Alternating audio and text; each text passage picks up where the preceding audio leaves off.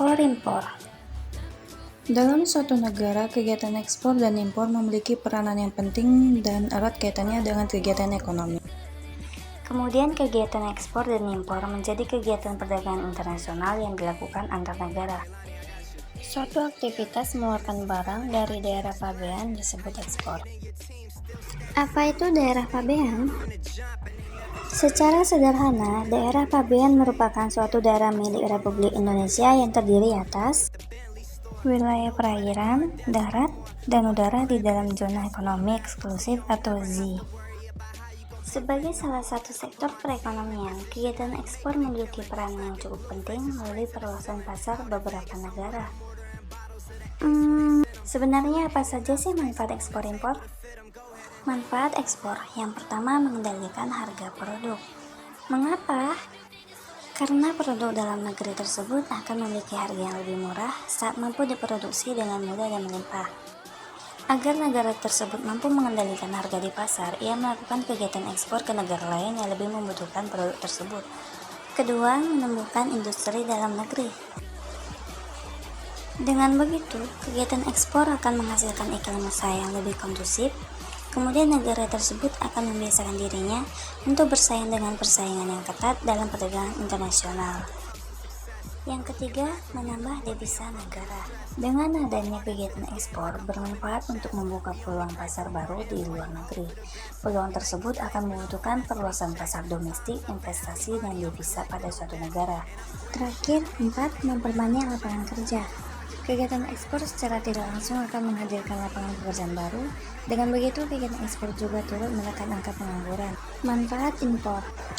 Yang pertama, kegiatan impor bermanfaat untuk memperoleh barang dan jasa yang tidak bisa dihasilkan oleh suatu negara karena faktor geografis dan sebagainya. Yang kedua, selain itu kegiatan impor bermanfaat untuk memperoleh bahan baku dan teknologi modern. Terakhir, yang ketiga, kemudian kegiatan impor bermanfaat untuk meningkatkan potensi pada suatu negara. Secara tidak langsung, kegiatan impor akan mendukung stabilitas negara. Nah, apa aja sih hambatan yang mungkin terjadi jika perusahaan ingin melakukan ekspor-impor? Perusahaan yang ingin melakukan ekspor-impor di Indonesia dapat mengalami beberapa hambatan, seperti proses birokrasi yang rumit. Proses pengurusan ekspor dan impor di Indonesia membutuhkan waktu lama, yang dapat merugikan pelaku usaha.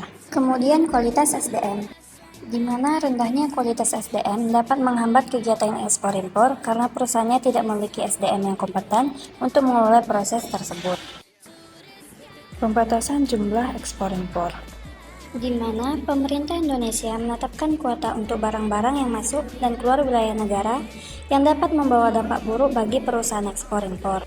Kemudian perbedaan mata uang dan fluktuasi nilai tukar. Yang terakhir, ketidakstabilan politik dan konflik. Lalu bagaimana prospek ekspor-impor di zaman digitalis? Dalam era digitalisasi, prospek ekspor-impor telah mengalami transformasi yang signifikan.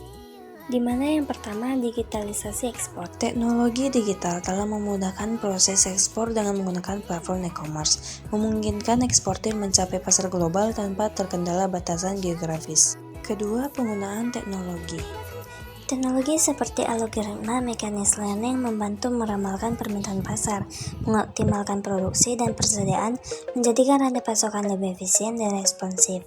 Yang ketiga, pemrosesan pembayaran digital. Dalam penggunaan teknologi enkripsi dan autentikasi, dua faktor dalam pemrosesan pembayaran digital meningkatkan kepercayaan pelanggan dan mengurangi risiko penipuan. 4. Komunikasi digital. Komunikasi digital telah meningkatkan efisiensi operasional dengan memungkinkan karyawan berkomunikasi secara real-time dengan kolega atau klien dari belahan dunia yang berlawanan.